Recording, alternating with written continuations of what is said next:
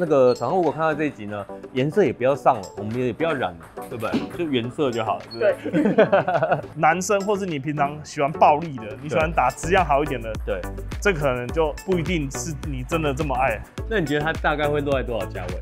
大概4500上下。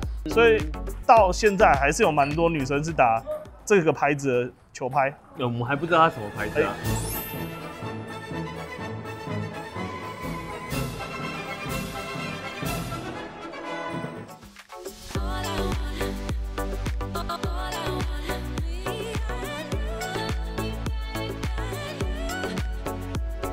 我们今天在民生社区的桌球场，那今天这支球拍呢，就是还没有上色，也没有挂任何的 logo， 那做工是非常精致的，看似没意外应该是日本制的球拍。那我们就试打一下，让这边的球友们打打看，这支球拍到底像什么样的球拍。那哪一天它如果真的上市了，我会再通知大家说当初是这一支。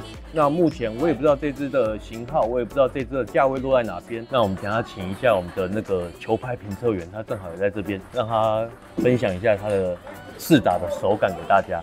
那就赶快开始吧。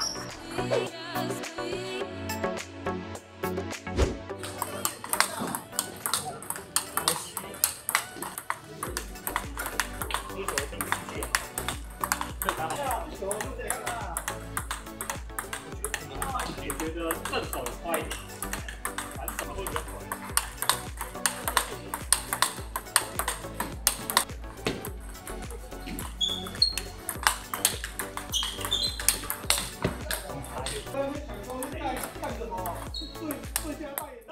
来，是我们的那个资深球拍评测员。那这一集的这支球拍呢，没有牌的。你第一眼看到它的时候，状态是怎么样？那我先说它的握柄哈，握柄很像结构，然后它的握柄其实是蛮质朴的，然后底下是用原木的高密度握柄，所以它这个应该是有做到一点点拍面跟拍柄做平衡的作用，然后等于是把这边加重了。没错，所以它拍子打起来其实相当平衡。然后其他都是用比较素色的原木色去做，其实看起来是蛮有质感。然后其实如果常使用的话，它也比较不容易脏，除了中间这一块纯白色的。有可能它是不是还没上色？对，用原色直接做给我们。它的工其实还蛮细致的，然后从旁边看也都是没有毛边。是，对，然后再一个拼花是非常准，几乎没有歪掉，还算蛮准确的。它不会是某一些厂牌它会有毛病或比较粗糙，这基本上应该是世界大厂没意外，没有意外。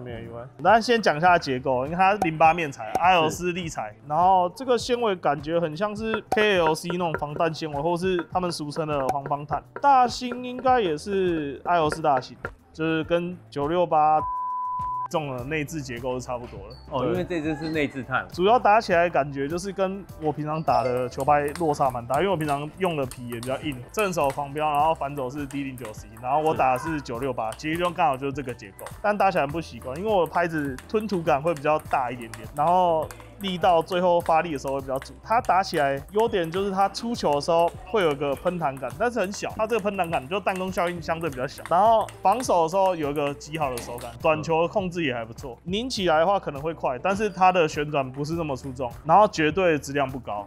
但它的好处就是如果力量小的话，女孩子的职业选手在那种中小力量的快速的摆速，出球衔接是比较快的。但在现在这个大家都追求加硬加快这个速度的话，对，男生或是你平常喜欢暴力的，你喜欢打质量好一点的，对，这可能就不一定是你真的这么爱。对我来讲，这样的球拍可能就是比方说中老年人，他可能已经没有太多使用身体在发力的业余玩家，他用这种球拍就会很好玩。或是你觉得你学了一段时间，然后觉得纯木的球拍太慢了，而且尤其女孩子的话，打一般的七甲纯木太笨重。如果你想要打这个作为练习的话，也是一个非常好的练习。它有个非常优良的手感，然后还有一个短球或是半出台球有个非常细腻的感觉，你可以轻轻拖住球。前面练习的时候，上台才是你最重要的事情，慢慢再去增加它的质量。没错，我们好险有李同学在，这集我们素材都够了，感谢我们李同学，谢谢。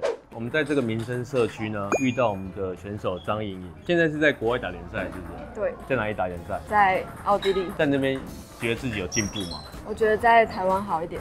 台湾训练会比较扎实就比较喜欢在台湾，因为讲英文嘛，比较。哦，OK，我们就以你现在用的球拍跟这一支的手感做比较，因为各位观众，大家可以看一下画面，其实它打进的几率比较低，是因为很不习惯，是不是？对，我觉得这个比较软一点，皮还是木板还是都软？都软。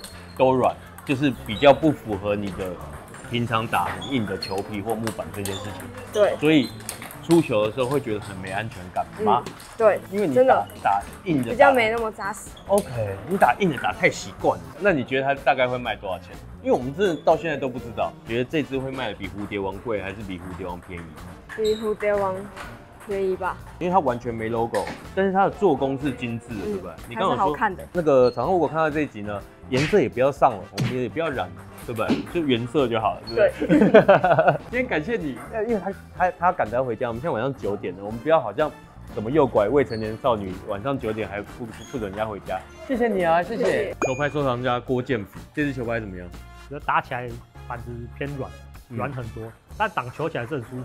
因为它球不走，相对控制起来也比较轻松一点，上台率很高。对，上台率高，拉近是没什么问题，但是如果要拉你要高质量一点，相对困难。但是你希望它更快更转的时候做不到，完全做不到。我加到很大力，跟我没出什么力差不多。所以有可能要换皮，是不是？对，可能皮要再加硬，或是换的好一点的蛋糕海绵。那你觉得这支，你觉得它应该是世界大牌做的吗？看起来是蛮像的啦。如果它是限量的话，你会买吗？看他做的帅不帅。那你觉得它大概会落在多少价位？大概4500上下。它就是手感很好的球拍。对对对，你打在手上感觉都很好。台内这种小球啦、小手臂的球啦，这种出球都很你越不需要出力的，越容易进。再次感谢我们郭建甫，谢谢谢。它这个结构就是跟那个接近一模一样，连厚度都一模一样，就仿968的那个结构，然后纤维也一样。只是因为它这个打起来要像968还是很难啦，因为它那个我们刚才讲说，它这个面有可能是日本处理过，然后送到欧洲，最后把它组装起来。这个厂商其实最擅长做的是云杉结构，然后它都做到非常非常厚，都是6.2、6.5跟6.8。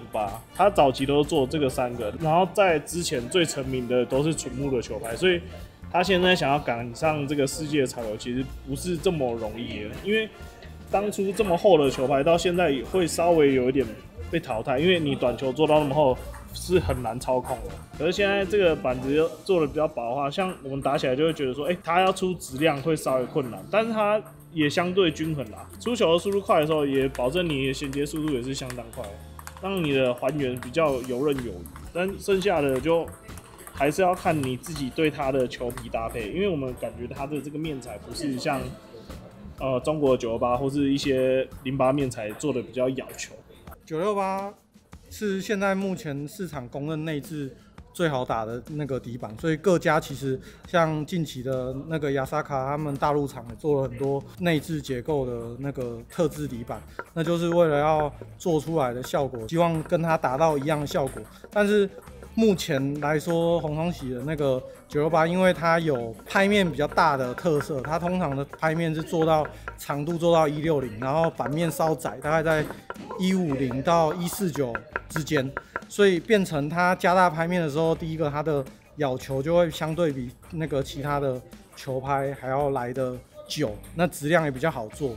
那大陆的球员通常他们就是搭配他们最常用的那个狂飙的胶皮两面，或者是正手狂飙、反手D09C 这样子的结构下去打，所以他们很多968算是他们除了蝴蝶以外板子使用度最高的球拍。所以目前各家的厂商除了蝴蝶以外，各大家厂商都喜欢做这个黄方碳的内置结构，然后是08面的。那这个板子的话，因为一直以来它做出来大兴的做工跟它本身的压缩都做的比较好，但是它就是击打的时候力量感会偏差，但是它的手感跟底板整体的通透度相对其他的球拍来说，如果对比亚萨卡近期出的那些黄帆碳的内置，不管是 Pro 的还是选手特制的，这一支底板都会相对还要再来的咬球一点点。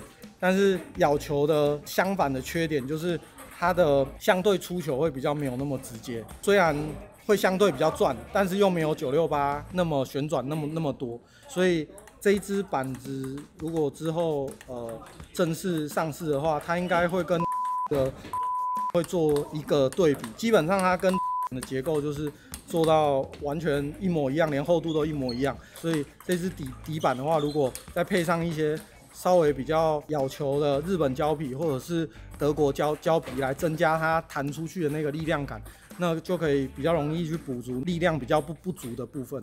好，那今天这集呢，就是真的是厂商寄给我，然后请我们试打，然后请我们回馈一下心得。当然，厂商也希望能够做出我们消费者愿意买单的球拍嘛，是吧？那也非常感谢厂商愿意相信我们，然后相信我们的频道，相信我找来的评测的球友们。如果有其他厂商也有这种的需求，也欢迎寄给我们，好不好？可以分享一些心得报告给你们。那今天这集就到这边，喜欢的朋友记得帮我按订阅分享，希望这集你会喜欢，对你有帮助。记得赶快去订购我们的清洁剂，好吗？我们下期见，拜拜。